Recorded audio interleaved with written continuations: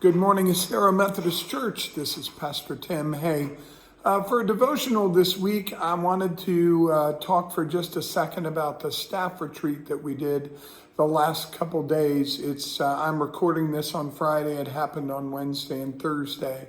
And Thursday morning, I asked our staff, after having a time of reflection and communion together, to sit and talk in groups of 3 around a couple of questions. My thought in one of the questions was the quote, "Never waste a good crisis."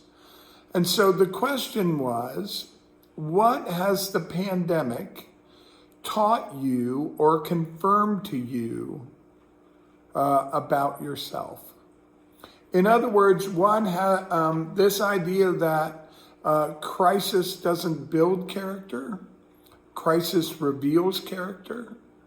And so what have you learned about yourself, or what has been confirmed to you about yourself through this pandemic, in the way that you've responded to it, in the things that you've been worried about, in the way that the stress of it has affected you, if it stressed you out at all? How has this affected you, and what have you learned about yourself? And then what are you doing with that information?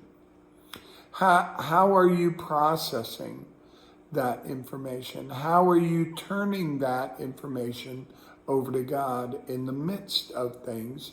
How are you using it to know yourself so that you can know God, so that you can know yourself? What fears has it exposed?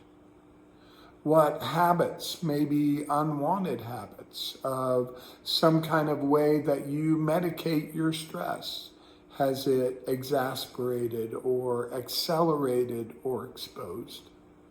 And what can you learn from that? There's really an interesting idea about how we deal with ourselves. One of the ways that we deal with ourselves often, and I'm very familiar with this, is judgment. Oh my goodness, I can't believe that I'm not this, that, or the other.